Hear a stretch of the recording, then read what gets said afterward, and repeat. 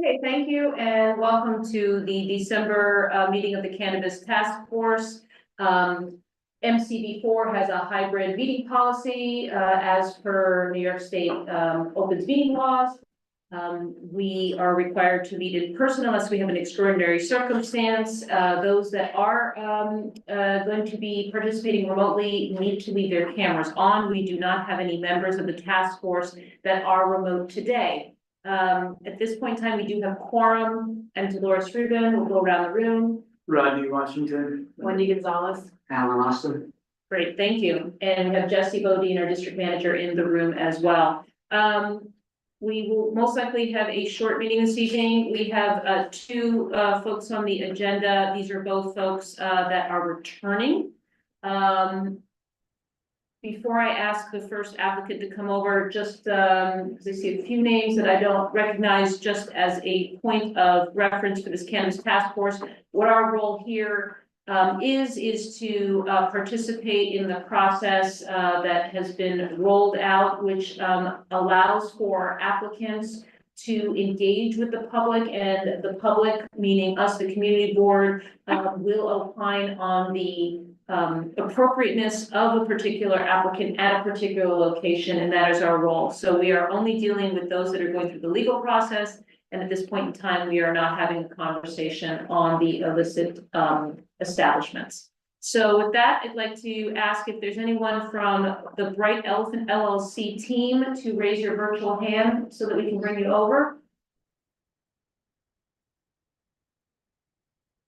That is at 206 8th Avenue. Anyone here from Bright Elephant LLC? All right, we'll give that 5 seconds. Going once, twice. Okay, so we do not have anyone representing Bright Elephant LLC at the moment. We'll discuss this and then open up to anyone who showed up to speak about them. If we recall, last month, they did present to us. They spoke about their operation. They confirmed some of the questions that we had. The biggest point that we had an issue with is that they had not done the outreach that we would hope that they would, and also that the community who came to speak had hoped that they would. And there was a lot of concern that they didn't get that communication from this applicant, and our recommendation was for them to come back this month.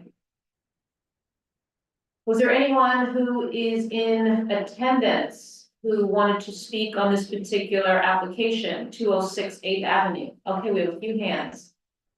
Bring you over, thank you.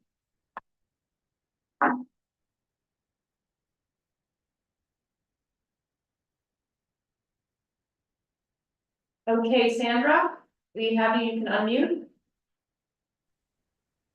Excuse me? Oh, you can speak. Hi, Sandra, welcome. Hi. If you recall, I spoke at the last meeting concerning this same applicant. First of all, I didn't hear anything from them either individually or as president of the West 400 Block Association until maybe Tuesday, where they sent out some kind of blanket email. So I certainly didn't I don't feel that they made any real effort to communicate with the people in the community. Second of all, the same issues still exist that existed the last time, which is I think the particular location of this proposed dispensary is, in my view, not a smart one. I don't think it's good for the community. It is like half a block from an elementary school, maybe a block or two from several middle schools and a high school. It's right next to a Salvation Army thrift store. And in addition, as we've said before, and I'm just repeating the same things because they haven't changed. I mean, that's the problem, is that particular location is very problematic. I go by there a lot. and there are still a lot of people hanging out um, on the street corners. And it's been an issue actually for the community for quite some time. Thank you, Sandra. Carrie? Hi, thank you. I'm just here again to reiterate that I am opposed to this application. I will say again that I believe in legal cannabis shops. I know that that the board has some concerns with concerned community members opposing legal cannabis shops because of the location. I agree. This location happens to be, it's like it's been in the press. It's been in, our elected officials' newsletters as extremely problematic. And in addition, I was here last month for this, and they did say that they would reach out to the community members. I live on 21st and 8th for 25 years. They did not reach out to anybody.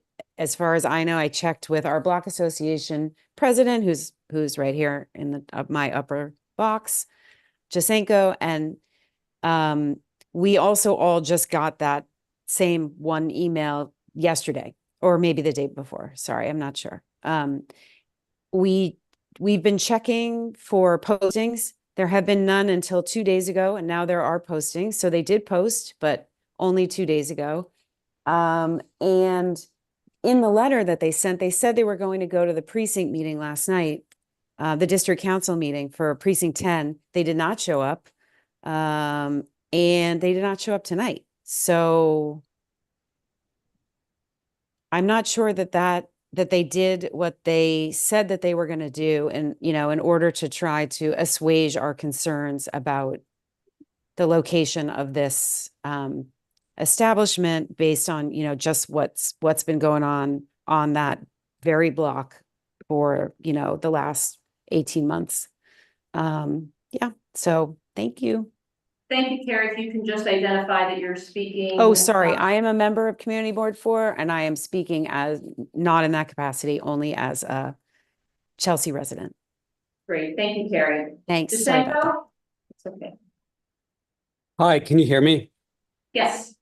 So I am the president of the block association where the site is located, a proposed store is located. And I would like everything I'm going to say is going to reiterate what was just said. So I would like to read my letter into testimony if that's allowed. Please. Okay. Go ahead. So it was addressed to the chair, Dolores Rubin. In the task force's 11/21 meeting, you asked the applicant to postpone the hearing for the application to December to give them a chance to rectify a failure to properly engage with the community of which they seek to become a member. Unfortunately, they failed to take advantage of this opportunity. There has been no direct outreach to our block association where the store is physically located, despite our outreach to them in November seeking engagement. We only found out about tomorrow's hearing indirectly from an outreach letter addressed to the wider Chelsea community dated 12/17, 2 days prior to the hearing. The announcements of the hearing were also posted on the door of the premise and on the surrounding block on the same date. While we do not oppose legal licensed cannabis stores in general, we remain in opposition to the approval of this particular license for the following reasons.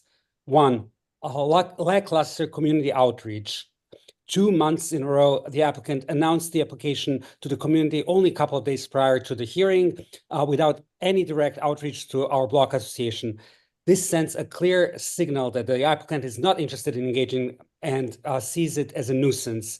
We can only assume that this is a harbinger of future such attitude should any problems arise. 2, troubled blocks. The blocks on 8th Avenue between 20th and 22nd Street have become a hotbed of unwelcome activities that range from loitering to illegal drug sales and fencing operations. The deterioration of the quality of life on those two blocks is well documented and is well known to the 10th precinct. It is often the subject of discussions with the officers who visit our block association meetings. The blocks are also the home to several adult sex shops, which adds to the overall adult activities and the concern of possible predation. Adding insult to injury, the block is just feet away from PS 11 and a few blocks away from several other schools with teenage children roaming in the neighborhood during recess and after school. 3, proximity of other legal cannabis stores. The neighborhood already has a large cannabis store, Verity, on 23rd Street by 7th Avenue. Yet another was recently approved for 23rd Street by 9th Avenue. We question the need of another large cannabis store in such proximity. And 4, size of space. The address is at the former site of the adult Blue store, which is a large space, roughly 2,500 square feet at the street level with a basement space approximately the same size. If approved, it will have a large impact on the neighborhood. The question arises as to why a cannabis store would need such a large space. In summary, if approved, this cannabis store would just add one more adults-only component to a block already riddled with both legal and illegal adults-only activities. Just a short distance away from several schools serving Chelsea community. If such a store is to be approved, we need a partner who understands this community. Unfortunately, the applicant hasn't demonstrated that we would have such a partner in them. We kindly ask you to reject this application. Thank you, Jasenko. Michael? Hey, how's it going, everybody? Yeah, so I'm a community member, live on 21st Street, and I just want to voice my opposition to it as well. I was at the last meeting last month when I can't remember the gentleman's name, said he was going to reach out to the community. My understanding he did not, from everybody I talked to. He also said he was going to reach out to the local precinct because we were concerned about security. I went to the Block Association 10th Precinct monthly meeting last night, and I asked the officer in charge there if anybody had reached out about this, because they were well aware of the license request as well. They said they had not been reached out to. So exactly what everybody else has just said, I'm dead set against it. We definitely don't need it. I don't think he's proven that he would be a good community member. Thank you, Michael. I think we have just one other person who has raised their hand. Molly, we're bringing you over. I'm gonna start sending all of you guys back to the attendees, all right? So don't get freaked out. Thank you for making the time. Molly, you can unmute. Oh yeah, I'm just going to reiterate Jasenko and everyone else, and I am also on the Block Association. I live on 22nd between 7th and 8th, and I just wanted to mention one thing, and I think you all know as community board members and the community board itself, and I was just going to, because this is cannabis and it feels a little different than like the state liquor authority hearings, and I know from history that there was such a long time when we would have our community members speak to the community board and the community board about issues of a restaurant or a bar with issues, and we recommended the state liquor authority, and the state liquor authority didn't really change their minds. They issue them overall. And through all your advocacy of those who worked on the community board and prior years, we've gotten to a point where I think the community is listened to, and I hope that we as a cannabis working group, task force, and the community can hopefully get to a point with this particular area of administration that they will hear us and hear our concerns, even though I know they're going through the legal process. Anyway, that's all I wanted to say, because hopefully we get somewhere with all your help and the communities. Thanks. Thank you, Molly. Okay, so we've not heard from the applicant, but we've heard from a lot of the community. Oh, is there somebody else? And Pam both had her hand. Oh, hi, Pam.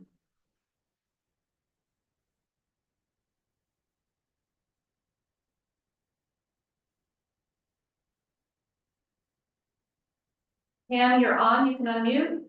This is me bringing you a virtual chair. Okay, got it. I think I got it. Got it. Oh my God. I just wanted people to know we're sitting in an executive meeting of our block association at this moment in my apartment. And I would like to thank Jasenko for having put that letter together with such alacrity. And I would like to say that the letter that was presented at last month's meeting that I read into testimony, I hope that it continues to be considered as part of the documentation of the neighborhood reaction to this. Anyway, thanks, guys. Thank you. Good luck with your meeting. Thank you. Okay, so the applicant has not shown up, but we had a good number of community members. This is similar to other applications where we've had a lot of communities speak out. I think the difference here is we're not seeing any demonstration of consistency in terms of following through. They said that they would come back. They said that they would speak to the community, and we're not seeing that. And so I'll open it up. I agree. I think even in the presentation, I thought the presenter was a bit cavalier. I think the application said 10 a.m. He said we may open at 9 or 9:30. And I asked him about it. He kind of said, we're thinking about it. And then I think there were two other questions that we may have asked, and he was kind of like, oh, we're kind of figuring it out. Yeah, delivery, that's right. So, so in addition to not following through with what he said it's going to do, I think even in his presentation was a bit cavalier. I think we gave him an opportunity to do their reach out and do what we expect applicants to do, and they didn't do it. I think everything's changed from our opinion to the rest of it. Great. Okay, do I have a motion? Motion. Second. Well, we Okay. deny, motion to deny. Okay. Okay, so we have a motion to deny and we have a second. All those in favor? Okay, that passes. So for those of you that came to speak, we will be writing a letter to deny this application. So thank you for your time. And we're just gonna quickly check and see if for our second applicant, if their lawyer or anyone else showed up. This is Bellerose, that's right. Bellerose Migrant Center, Inc. 659th Avenue.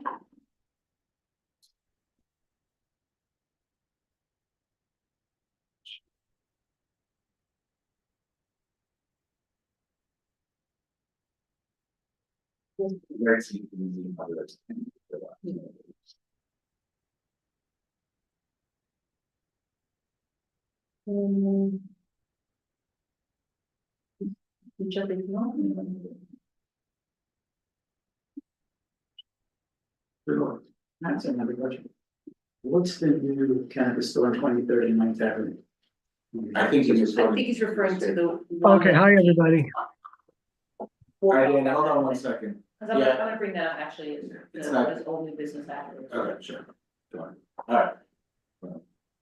Hi, Dan, thank you. We know that you're doing good work up in the Bronx. Yeah. We appreciate what you're doing, and we appreciate your lawyer also coming on. So, Thank you for having me. Yeah. just to reset for those that are in the public as well as in the committee, we've seen this applicant before for a different location.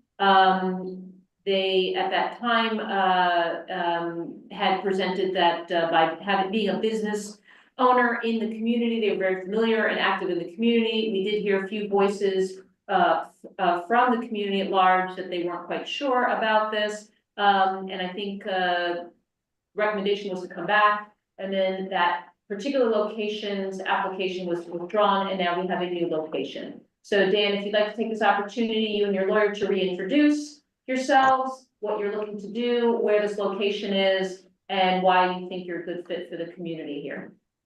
Okay, thank you. My name is Danny Kogan. I represent 659th Avenue, OCM Retail L 2023-000650.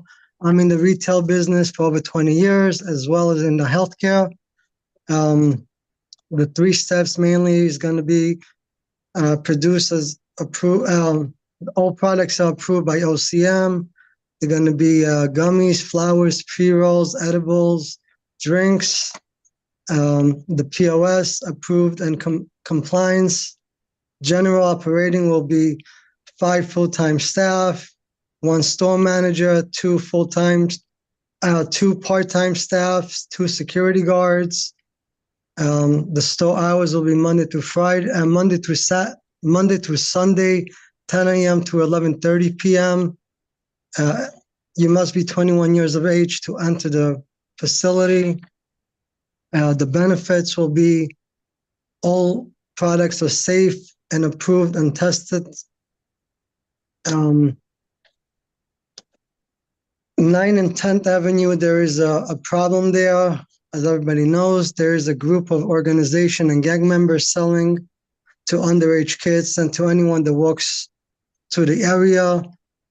And then if you walk over, they're telling you if you want weed. I experienced that myself as well. The best way to end this is that if you make, hold on, I'm sorry. The only way to end this is if you bring legal retail dispensaries to the community so people can have the tools available to them, so people will stop buying from this gang organizations.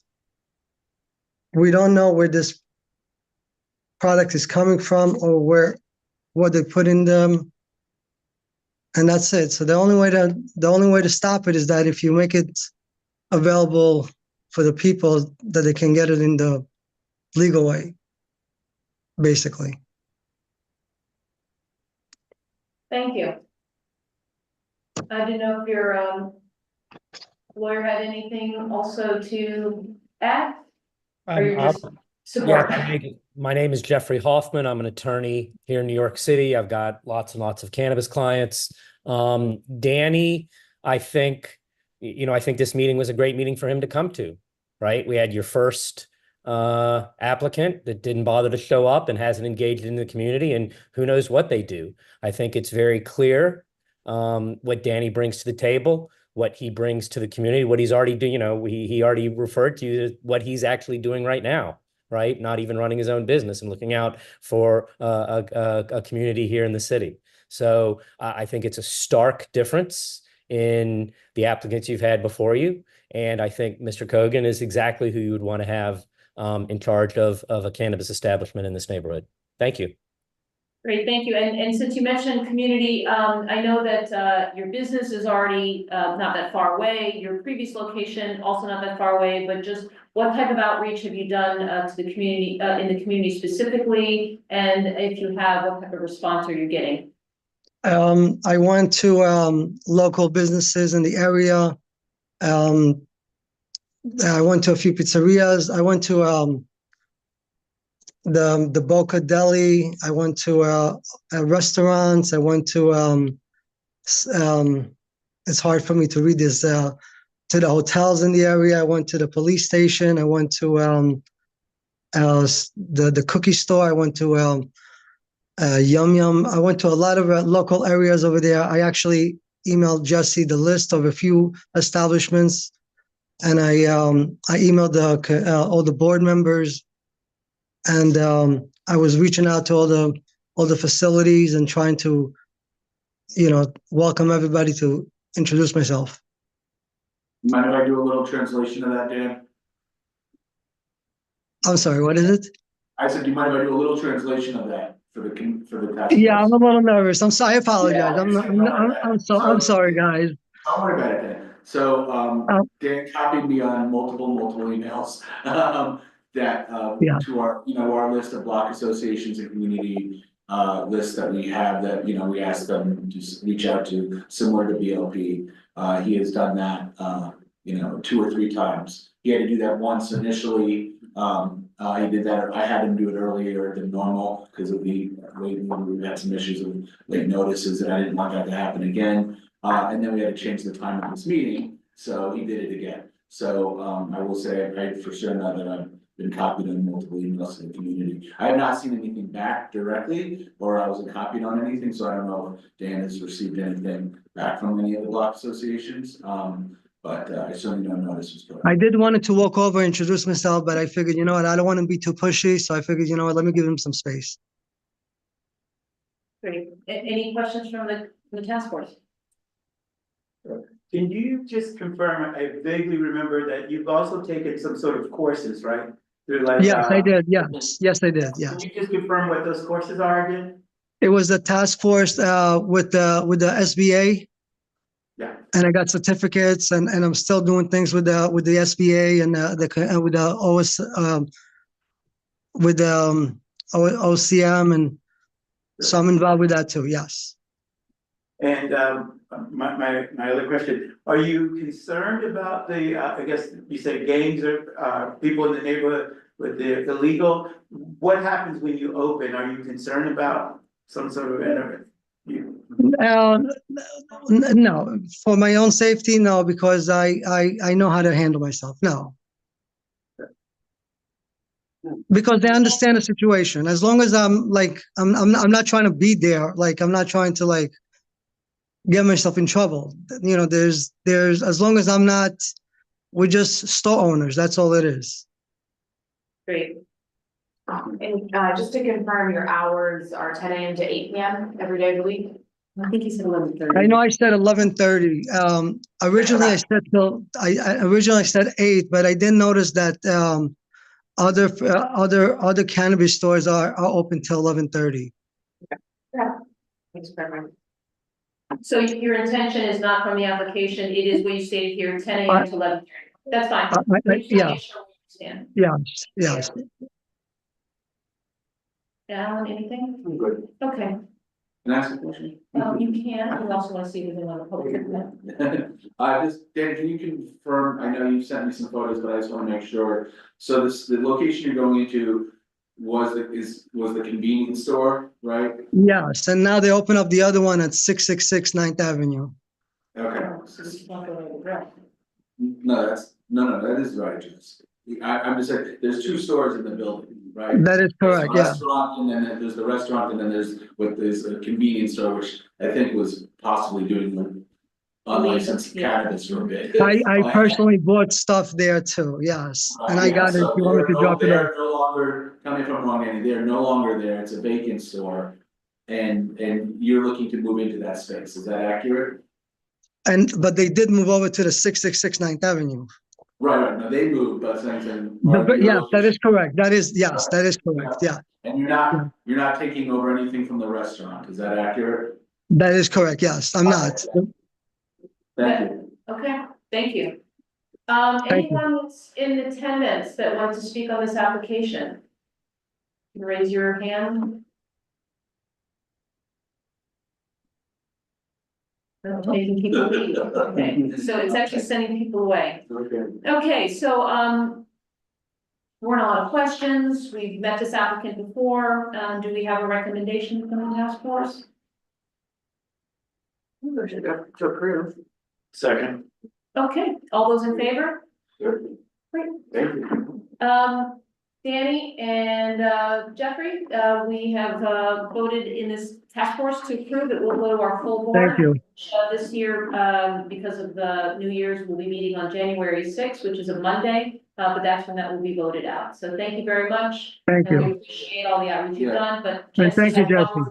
One more thing, Danny, just because we've run into this issue before, if there are pieces of information that you've written out on the application that are different in what you presented tonight in terms of hours, right? If you can send us a letter clarifying that separately with letterhead and everything, we attach that into the letter, because what happens at full board is our members will read the application, and they'll see there's a discrepancy and they won't like that, so. Not a problem. So anything about the hours of operation, security, anything that's different than what in the application, please just clarify in the letter separate to us before the full board, and we'll make sure we include it. No problem. Thank you. Thank you very much, everyone. Have a good evening. Thank you. Good luck. Thank you, guys. I appreciate it. Thank you. Thank you. We have one other old business, and that's last month's recommendation out of the task force to deny the London Terrace application. So the vote actually, because a lot of abstentions, that's really what happened. It was all the abstentions for folks that couldn't hear us online. It did not pass. So what we did is that, you know, you can't ignore community voice, but we don't have approval from the board. So that was not written as a board letter. We did write an administrative letter that simply said the board did not take a position, which is the truth. And we had a number of community folks that spoke in opposition. So that information was conveyed to OCM. But at this point in time, what we voted out of the task force did not pass. And so that's something I wanted to bring up briefly. I will take some responsibility for that. My delivery was a little bit angry because Paul had reached out to me prior to the meeting, criticizing that the community voice was not enough to deny an application, which unlike BLP, which the reason why there's an established checklist, et cetera, that we can go by is because we also know that SLA is very familiar with it and also engages with that information presented that way. What we found from OCM is that right now they're struggling and they really don't have a handle on the movement of all of these applications. And we are finding that we're getting some information and then completely opposite may happen. Somebody gets approved that we don't even know about, et cetera. So I think that information hasn't really been conveyed broadly to the full board, and some of the no votes may have also stemmed from not only the way I presented in my angry voice, but also because of the fact that they want it to be more like BLP, which I think we have a different a different situation. However, I think it is important to think about, should we be establishing where we feel there should be boundaries, or where we should feel there should be, like BLP, these are the things that we want to ensure happen or don't happen in our community. What are the things that we can vote on as a full board to say we're all comfortable with? So that when people come, they already know coming in how it is. And I just wanted to bring that up for discussion and get some thoughts as we move forward. There are fewer and fewer applicants, but I think what we are seeing is that if we happen to have that many of the public that come and speak out, but the board itself votes not to go ahead and follow that, it's not for us to remedy as a task force, but maybe we need to help all of us communicate better, so that we're on the same page with the public, but we're also on the same page with a policy that is grounded in the community voice. So any thoughts? It's a little confusing, but I think what we need to probably do is get more information onto an application. So everybody knows when they did something, what they applied, what they didn't apply, who they spoke to, when they spoke to, maybe. The application just is, you know, kind of fuzzy in a way. So they say, yeah, we sent this, we sent that, but we don't know if they did or they didn't. Sometimes the public or the Black Association maybe can't make it to a meeting. Maybe someone doesn't feel like, you know, speaking at a meeting and saying, you know, we met with them, but we didn't like them or something. I mean, I think we need to get a little more detail into the application. So making the application a little bit more robust, because I think initially it is asking a lot of questions to ensure that they're following the rule that or the regulation that OCM. And I think in terms of the applicants themselves, they say, well, I ran a business for, you know, X number of years. You know, what did you do? Did you have any problems? You know, if it's a something that's a regulated business, do you have any difficulties with the agency that regulates your business? But, you know, I think we need to get, maybe get, I'm just saying, maybe get a little bit more detail in terms of what we're asking them. Okay. We talked a couple of months ago about diving into like an explainer around, it is just a different process than BLP. And I don't know what the history is. I'm curious the history of SLA and getting community board input, because I imagine that wasn't always the case. It was our board that created that. We created the checklist and I think other boards started following. Oh, I don't know if we were like the first, but I mean, we're certainly. No, but I think intrinsically, like, there's just such a. It's a 30-day notice, it's Yeah, like, it's just it's different. very different, and I think that's the real difficult part of it to understand, and we don't have the same,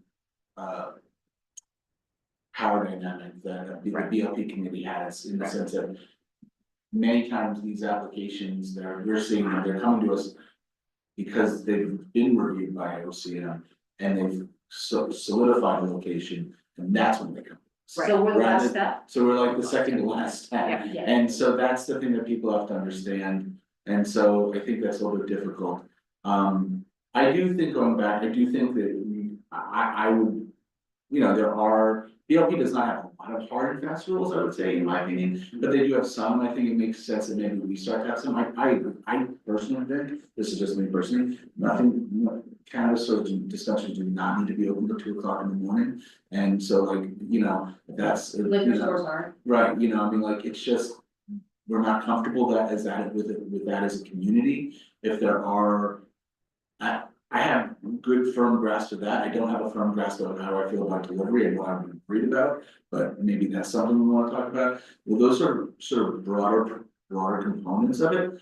That's not to say that at the end of the day, OCM will completely listen to us. Right. But I think it gives people, maybe the community, a better feeling that there are things that we're just comfortable with, the community not comfortable with. I think taking a look at the application is a good idea, because it hasn't been touched since Jesse created it. And he created it out of, like, literally, like, flying blind, I mean, he was one of the most informed people about it, but also it was a very different time. And he pulled it from the. Yeah, and he's pulling from the regulations, so maybe there's more of a perspective from you guys now, you've been doing it, and what do you guys really need and want. And I think if we wanna change up to get the information that Alan is looking for, or try to get the information Alan's looking for, then we'd have to change up the way in which I do things, and that's fine. Then maybe just be clear that that's what we're doing. Where what happens is I get a notice, I send them information back saying, we got your notice, please fill out the application. Once you've done that, which would mean that they've sent us a lease and a security plan, that's when I send them the community list and say, now go ahead. Because from my perspective, we were getting so many that were just not real. Right. They were just written on, in a second, hoping that they would get into the lottery and get into the queue somewhere. But now I think we're through that. And so I think if we want to say, we get a notice, then we say, here's your community list, you've got to do the work, and then you have to, through the application, you're providing us what and how you've done it. So by the time you're getting the application, you already have confidence that they reached out to CCBA or 5154, 4953 or whatever it is. And I get skewed by the Hell's Kitchen Block Association. But that was my thought, because. So let me see, so it seems to me that BLP has more technical issues that they base their decision on. And here we're basing we have based most of the decisions on the neighborhoods around these locations. Pretty much. Well, BLP does that as well, but I think the difference. But they have more, like, hours especially, number of people that they're dealing with. Is it going to be loud music, soft music? I mean, a lot of small stuff that. So are you saying that we should maybe reach out to the community itself and say, we sent you a notice that these folks are going to open up a place. Have you met with them? Have you decided, do you want to make, put the onus a little bit more on the neighborhood itself to come up and stand up for itself, rather than just. Notices. Yeah, I mean, I specifically send out notices to the block associations once the agenda's been set, so that they are aware, so it isn't a surprise. And they should be expecting to hear from the applicants. Well, maybe not as hard as that, but maybe something that says, we rely on your input. We do. Yeah. Or we should be, but that wasn't the case. Yeah, I You know, mean, and make it, you know, make them know that we rely on your input. Yeah. To, yeah, for a decision. yeah, I mean, we can add something in there. I mean, I think we can send something, maybe if we do an explainer. And we're sending that out to the block associations, we can, Yeah. I mean, we're also not very, like Dolores said, we're getting very few, so I also don't want maybe. But I wanna go back to Wendy's point, the explainer you're talking about, because we did one meeting where we literally talked about the definitions, what is this type of application? Do you think that it's more helpful that there is a tutorial for the board? Yes. Yeah, that's the explainers to the Oh, board. okay, Yes. that's. Yeah, And then this explainer on the process so they understand. Yes. this is why VLP can act, you know, this is the process for VLP, but this is the process for cannabis. And then I think the addition, so there's just like that level setting, because we've had people come here who are opening in 2 days, you know, like that does not happen Right. with VLP. And then I think the second, and that gives, you know, maybe the board a chance to say, but look, you guys aren't asking this question or that question, could you add? Great, we can have that. I think some of the. And some of the feedback that's been received about us making decisions based on location, that happens in VLP too.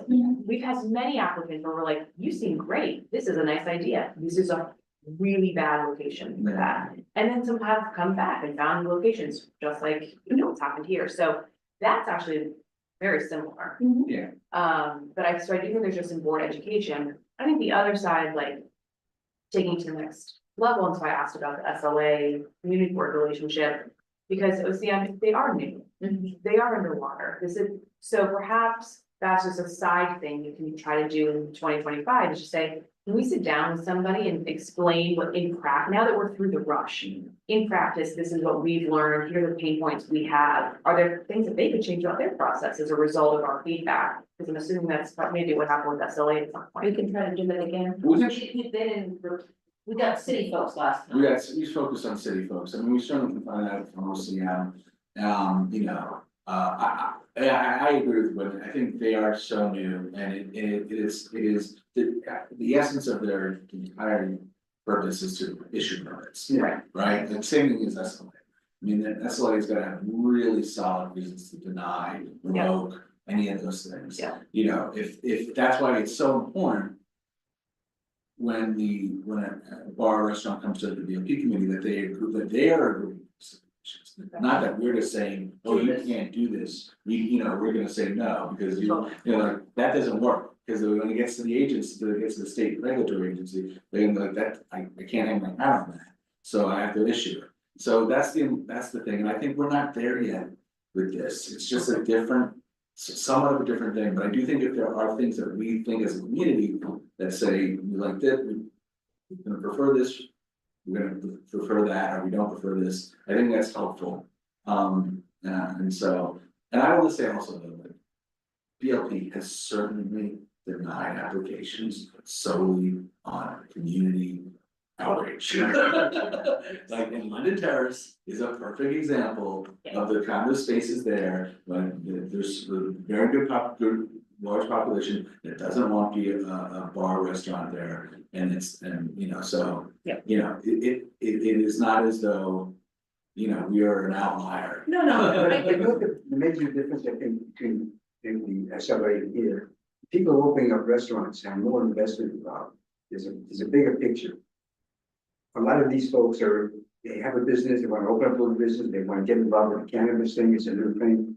I think the people who come to BLP to open up a business are more serious minded, they've been in the business, they may have, they have 2 restaurants, they may have a dozen restaurants. But it's a different animal, so to speak, that they're dealing with.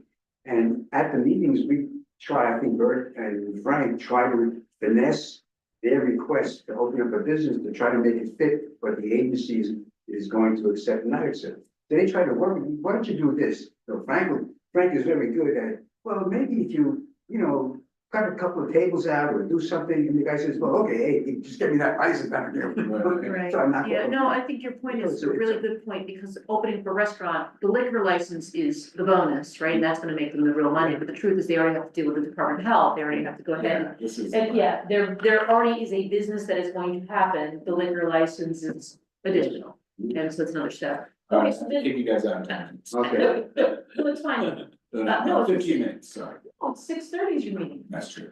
You might want to break. Right. So I think that the suggestion of looking at the application and also the internal, education and also bringing someone from OCM. And then perhaps maybe after a presentation for them, then we document with a presentation to the full board to try to level set. Yeah. Okay, well, that's great. We'll wait till we have everybody here and I really appreciate everybody, accommodating exec and coming in early. And I'm glad that both applicants showed up and it was not a bust. And it was quick. So you're up to dinner, you're up to hopefully something fun. I am gonna go just back home and whatever, but happy holidays. Yes. I know you do. Oh, I had to say happy holidays. Oh, okay, I should sorry. be in a meeting. okay. Happy holidays. Do I have a motion? Motion to adjourn. Second. Okay, all in favor? We're done. All right, thank you. Thank you. Stop recording.